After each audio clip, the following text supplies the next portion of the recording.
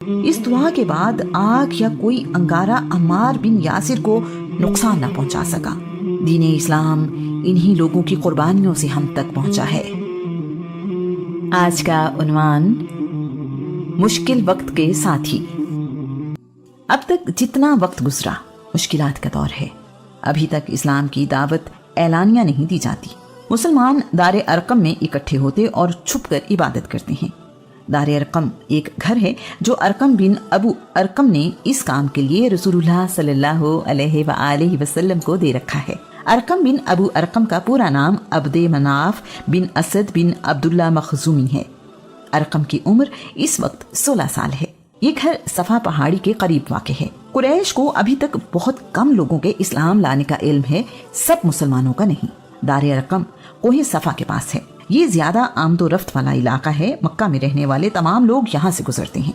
یہ عام سی بات ہے، اسی لیے کسی کو علم نہیں ہو سکا کہ مسلمان دار ارقم میں ملتے اور عبادت کرتے ہیں۔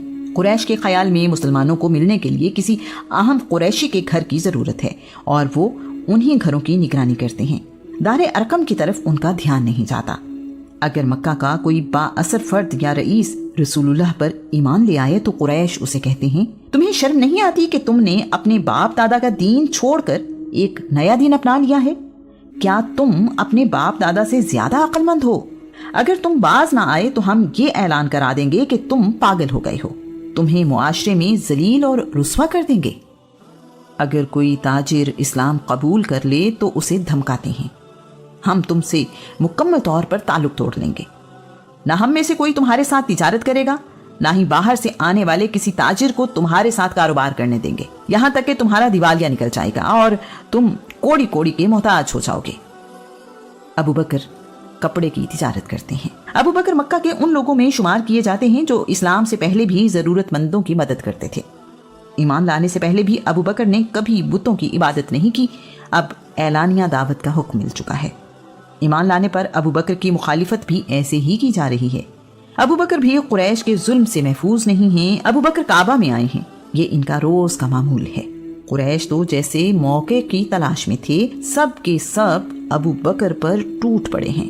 قریش جانتے ہیں کہ ابو بکر اسلام کی تبلیغ میں سب سے آگے ہیں، اس لیے ان پر قریش کو کچھ زیادہ ہی غصہ ہے۔ انہوں نے ابو بکر کو زمین پر گرا دیا اور مار پیٹ رہے ہیں۔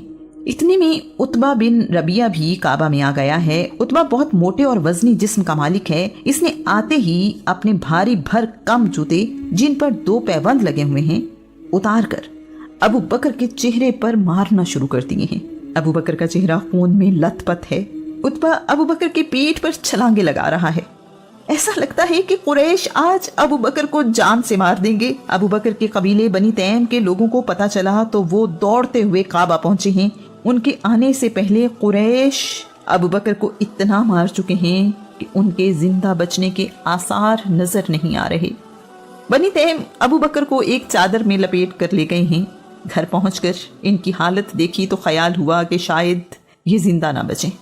کعبہ میں واپس آئے اور اعلان کیا ہے، اگر ابو بکر زندہ نہ بچا تو خدا کی قسم ہم عتبہ کو قتل کر دیں گے۔ ابو بکر بے ہوش ہیں اور کسی آواز کا جواب نہیں دے رہے۔ پریشانی زیادہ ہے۔ ابو بکر کے زندہ بچنے کی امید کم ہے۔ سارا دن یوں ہی گزر گیا۔ سورج غروب ہونے کو ہے تو ہوش میں آتے ہی ابو بکر پوچھ رہے ہیں، مجھے بتاؤ رسول اللہ کس حال میں ہیں؟ وہ ٹھیک ہے نا؟ یہ سن کر ان کے قبیلے کے لوگوں نے ابو بکر کو برا بھلا کہنا شروع کر دیا کہ اس حال میں بھی ابو بکر کو اپنی جان سے زیادہ محمد کی فکر ہے۔ وہ اٹھ کر چلے گئے ہیں۔ ابو بکر جب بھی بول پاتے یہی الفاظ دہراتے ہیں، مجھے بتاؤ رسول اللہ کس حال میں ہیں؟ وہ ٹھیک ہے نا؟ ابو بکر کو ڈر ہے کہ کہیں قریش نے رسول اللہ کو بھی مارا پیٹا نہ ہو۔ ابو بکر کی والدہ ابھی تک ایمان نہیں لائیں۔ وہ عمر بن خطاب کی بہن ام جمیل کے پاس گئیں اور رسول اللہ کی خیریت دریافت کی ہے۔ ام جمیل نے انہیں بتایا کہ رسول اللہ خیریت سے دار ارقم میں موجود ہیں۔ ابو بکر کی والدہ نے گھر واپس آ کر بتایا ہے، محمد دار ارقم میں خیریت سے ہے، اب تم کچھ کھا پی لو تاکہ تمہاری طبیعت بہتر ہو جائے۔ ابو بکر کو کھانے پینے کے لیے دیا تو وہ کہہ رہے ہیں، میں اس وقت تک کچھ نہیں کھاؤں گا جب تک رسول اللہ کو دیکھ نہ لوں۔ ماں نے بیٹے کی ضد دیکھی تو ابو بکر اور ام جمیل کو ساتھ لے کر رسول اللہ کے پاس دار ارقم جا رہی ہیں۔ रसूलुल्लाह अबू बकर को देखते ही उन पर झुक गए हैं। यहाँ मौजूद दूसरे मुसलमान भी इर्द गिर्द जमा हैं। अबू बकर की हालत देखकर रसूलुल्लाह बड़ी तकलीफ में हैं। अबू बकर ने रसूलुल्लाह से कहा है, अल्लाह के रसूल, मुझे कोई तकलीफ महसूस नहीं हो रही सिवाय उन ज़रबों के जो उतबा बिन रबिया के मेरे चेहरे पर जूते मारने की वजह से हैं। रसूलुल्लाह ने अबू बकर के लिए दुआ मांगी है। अबू बकर रसूलुल्लाह से कह रहे हैं, अल्लाह के रसूल, मेरी माँ उम्मुल खैर भी यहीं मौजूद हैं, इनके लिए दुआ मांगें कि अल्लाह करीम इन्हें आग के अजाब से महफूज रखे। अबू बकर की वालिदा का नाम सलमा बिनते सखर है। रसूलुल्लाह ने दुआ मांगी और अबू बकर की वालिदा को ईमान लाने की दावत दी है। बेटे की रसूलुल्लाह से मोहब्बत और जानिसारी देखकर आप उसी वक्त ईमान ले आएंगे। बनी उमैया का एक नौजवान ताजिर शाम से वापस मक्का आ रहा है। काफिला सहरा में रात गुजारने के लिए रुका है। रात में एक आवाज सुनकर इस ताजिर की आंख खुली। आवाज कुछ यूं थी, सोने वालों जागो, मक्का में अहमद का ज़हूर हो गया है। ताजिर कुछ न समझ सका, ना तो ज़हूर होने का मतलब समझ आया और ना ही ये समझ में आया कि अहमद कौन है। रास्ते में इस ताजिर की मुलाकात बनी तैम के तलहा से हुई है। तलहा भी तिजारती सफर पर शाम से वापस आ रहे हैं। तलहा बिन उबैदुल्लाह ने इस ताजिर को बताया है, मुझसे बसरा में एक मसीही राहब ने पूछा कि क्या मक्का में अहमद का ज़हूर हो गया है। मैंने राहब से पूछा, अहमद कौन? राहब ने जवाब दिया, अब्दुल मुत्तलिब के बेटे अब्दुल्लाह का बेटा, इसी महीने में उसे जाहिर होना है, वो आखिरी नबी है। इस ताजिर ने भी सहरा में सुनी हुई आवाज और अहमद के बारे में तलहा को बताया है। दोनों ने फैसला किया है कि मक्का पहुंचकर अबू बकर से मिलें और उनसे इस बारे में पूछेंगे। अबू बकर इन दोनों की बात सुनकर इन्हें रसूलुल्लाह के पास ले आए हैं। इन दोनों ने रसूलुल्लाह को अपना अपना वाकया सुनाया है। रसूलुल्लाह ने अल्लाह करीम का दीन इन्हें बताया। दोनों ईमान ले आए हैं। इस ताजिर की नानी उम्मे हकीम बैजा बिनते अब्दुल मुत्तलिब हैं। कबीला बनी उमैया और वालिदा का नाम अफ़ान, इनका नाम उस्मान बिन अफ़ान है। तारीख इन्हें उस्मान गनी के नाम से याद करती है। तलहा बिन उबैदुल्लाह भी रसूलुल्लाह पर ईमान ले आए हैं। तलहा की उम्र इस वक्त 19 साल है। तलहा अशरा मुबशरा में शामिल हैं। उस्मान बिन अफ़ान मुसलमान हुए तो इनके चचा हकम बिन अबुल आस ने इनको कच्चे चमड़े में लपेट कर रस्सी बांधकर तपती धूप में फेंक दिया है। कच्चे चमड़े की बदबू, सूखने की वजह से इसका सुकड़ना और अरब की दोपहर। चमड़े में बांधकर जमीन पर फेंकने के बाद उस्मान के चचा ने आग जलाकर इनके करीब रख दी है ताकि धुएं की वजह से उस्मान का दम घुटने लगे। चचा का एक ही मुतालिबा है कि पुराने दीन पर वापस आ जाओ।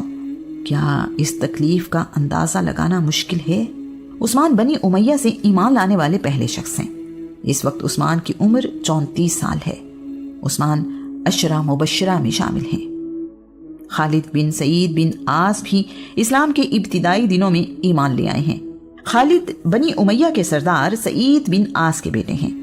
अपने ईमान लाने की दास्तान यूं सुनाते हैं, एक रात मैंने ख्वाब देखा, मेरे वालिद सईद बिन आस मुझे आग के गड्ढे में धक्का दे रहे हैं। मैं गिरने के करीब हूं कि किसी ने मुझे कमर से पकड़ा और आग के गड्ढे में गिरने से बचा लिया। मैंने मुड़कर देखा तो मुझे बचाने वाले मोहम्मद थे। ख्वाब ने मुझ पर बुरा असर छोड़ा जो मेरे चेहरे से भी जाहिर हो रहा था। मैं खौफ में मुब्तला था। अबू बकर ख्वाबों की ताबीर का इल्म रखते हैं। मैं अबू बकर के पास गया और उन्हें अपना ख्वाब सुनाया। ख्वाब सुनने के बाद अबू बकर बोले, मोहम्मद अल्लाह के रसूल हैं, इन पर ईमान ले आओ और आग के अजाब से बच जाओ। ये ख्वाब तुम पर अल्लाह करीम का एहसान है। मैं अबू बकर के साथ रसूलुल्लाह की खिदमत में हाजिर हुआ और ईमान ले आया। रसूलुल्लाह को मेरे ईमान लाने की बहुत खुशी हुई। मैंने ईमान लाना अपने वालिद से छुपाए रखा और मक्का से दूर चला गया। कुछ दिन बाद मेरे वालिद ने मुझे ढूंढ निकाला। मेरे भाई मुझे पकड़कर वापस ले आए। पहले तो मेरे वालिद ने मुझे डांटा। जब देखा कि इस डांट से कुछ बदलने वाला नहीं तो एक डंडा मंगवाया और जोर जोर से मुझे मारने लगे। इसके बाद मेरे वालिद ने कहा, तुम मोहम्मद की पैरवी करते हो? क्या तुम देखते नहीं कि वो अपनी कौम के खिलाफ चल रहा है? हमारे खुदाओं के मुतालिक वो कहता है कि ये फायदा दे सकते हैं ना ही नुकसान। हमारे बाप दादा को गुमराह कहता है। मैंने जवाब दिया, खुदा की कसम, मोहम्मद बिल्कुल सच कहते हैं। उनकी बातों पर मुझे मुकम्मल यकीन है। میرا جواب سن کر میرے والد کا غصہ انتہا کو پہنچا اور انہوں نے کہا، اگر تم نے یہ دین نہ چھوڑا تو میں تمہارا کھانا پینا بند کر دوں گا، تم ایڑیاں رگڑ رگڑ کر اور سسک سسک کر مر جاؤ گے، دفع ہو جاؤ یہاں سے، تمہارے لیے اس گھر میں کوئی جگہ نہیں ہے۔ میں بڑی ہمت اور صبر سے مار کھاتا اور دھمکیاں سنتا رہا۔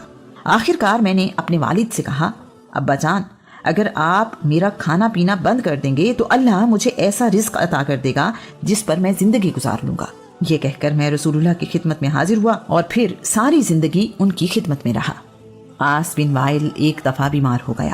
اس نے قسم اٹھائی، اگر میں اس بیماری سے صحت مند ہو گیا تو مکہ میں محمد کے خدا کی عبادت نہیں ہونے دوں گا۔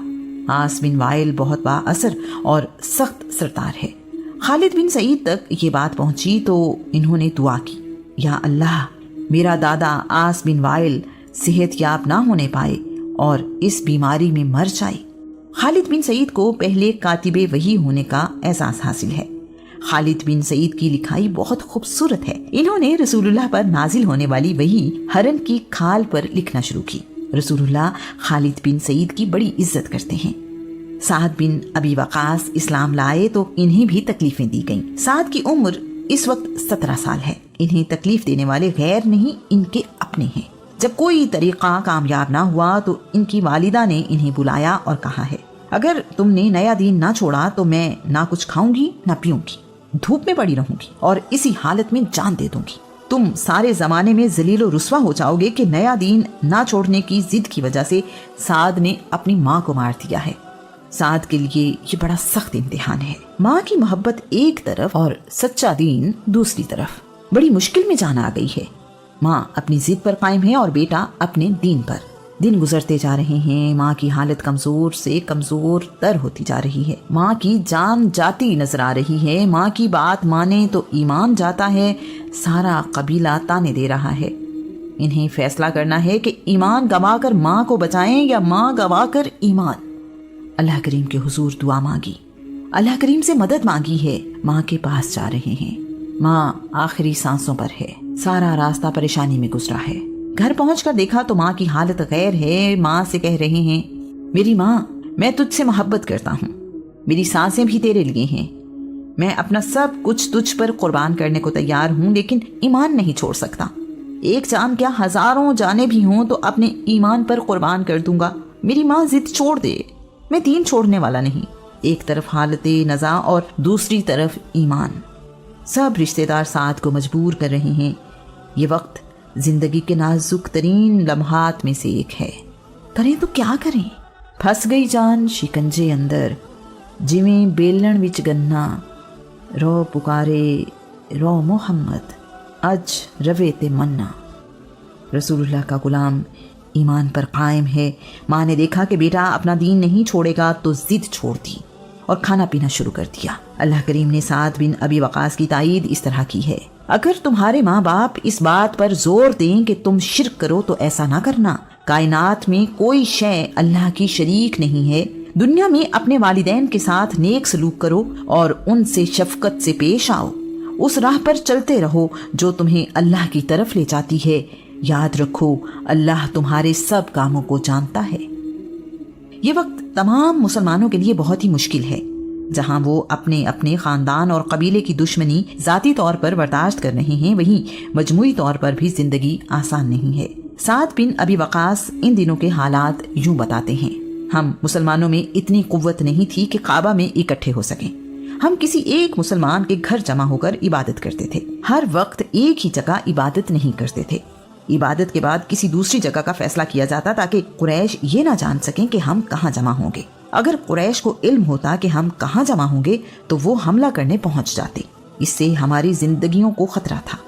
ہم مکہ سے باہر پہاڑی دروں میں جا کر بھی عبادت کرتے تھے۔ ایک دن ہم عبادت کرنے کے لیے درہ ابو دوب میں جمع ہوئے۔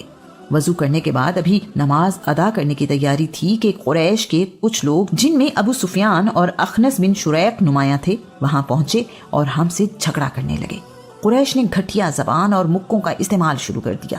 ہم اپنا دفاع کرنے پر مجبور تھے۔ مجھے اپنے قریب ہی اونٹ کی بڑی سی ہڈی بڑی نظر آئی۔ میں نے اپنی حفاظت کے لیے اسے اپنے ہاتھ میں لے لیا۔ جب جھگڑا بڑھا تو میں نے وہ ہڈی ایک شخص کے سر پر زور سے دے ماری۔ اس کا سر پھٹ گیا اور خون بہنے لگا۔ اپنے سر سے خون بہتا دیکھ کر وہ شخص وہاں سے بھاگ نکلا۔ میں پہلا شخص ہوں جس نے اسلام کی راہ میں ایک دشمن کا خون زمین پر گرایا۔ بنی عبدالدار کا بہت ہی خوبصورت نوجوان بڑے ناز و نام میں پلا ہے۔ یہ نوجوان اعلیٰ اور قیمتی کپڑے پہنتا ہے، مکہ میں سب سے اچھی اور قیمتی خوشبو استعمال کرتا ہے۔ لوگ اس کے لباس کی تعریف کرتے اور اس جیسا لباس پہننے کی خواہش رکھتے ہیں۔ اس کی والدہ صبح اس کے جاگنے سے پہلے اس کی پسند کا حلوہ بنا کر اس کے سرہانے رکھتی ہیں۔ اس نوجوان کی صبح ہی خوشی، لاڈ پیار اور نعمتوں کی فراوانی سے ہوتی ہے۔ اس نوجوان کو رسول اللہ کی تعلیمات کا پتہ چلا تو یہ آپ پر ایمان لے آیا ہے۔ ایمان لانے کا اعلان اس نوجوان کی زندگی میں کیسی تبدیلی لائے گا، اس کا اندازہ کسی کو نہیں تھا۔ خبر ملتے ہی نوجوان کے گھر والوں نے اسے قید میں ڈال دیا ہے۔ اب شہزادوں جیسی زندگی گزارنے والا نوجوان ایک قیدی ہے۔ اس پر طرح طرح کی سختیاں کی جا رہی ہیں، لیکن کوئی بھی سختی اسے سیدھی راہ سے ہٹانے میں کامیاب نہیں ہو سکی۔ اس نوجوان کی داستان سعد بن ابی وقاص سے سنتے ہیں۔ آسائشوں اور آسانیوں میں پلنے والا نوجوان خوشحالی میں اپنے والدین کے ساتھ آرام کی زندگی گزار رہا تھا۔ اس نے اسلام قبول کیا، جس کی سزا میں اسے دردناک عذاب دیا جانے لگا۔ ظلم سہتے سہتے حالت یہ ہو گئی کہ اس کے جسم سے کھال اس طرح اکھڑ گئی جس طرح سانپ اپنی کینچلی بدلتا ہے۔ اس کے باوجود اس نوجوان نے مڑ کر پیچھے نہیں دیکھا، بلکہ ثابت قدمی کے ساتھ ایمان پر قائم رہا۔ اس خوبصورت نوجوان کا نام مصعب بن عمیر ہے۔ مصعب 19 سال کی عمر میں رسول اللہ پر ایمان لائے ہیں۔ مسلمان سورج نکلنے سے پہلے اور شام میں اندھیرا گہرا ہونے کے بعد ہی اپنے گھروں سے نکلتے ہیں۔ اس دور میں مسلمانوں میں صرف ایک شخصیت ایسی ہے جو کسی بھی قسم کے خوف کے بغیر اپنے گھر سے باہر آتی۔ یہ اللہ کے رسول ہیں، جنہیں کوئی تکلیف بھی خوف زدہ نہیں کر سکی، صلی اللہ علیہ وآلہ وسلم۔ جندب بت پرستی اور شرک سے بچے ہوئے ہیں۔ دین اسلام کی خبر ان کے گاؤں تک بھی پہنچی ہے۔ وہ ان لوگوں میں سے ہیں جو ایک خدا کی عبادت کرتے اور دین حق کی تلاش میں رہتے ہیں۔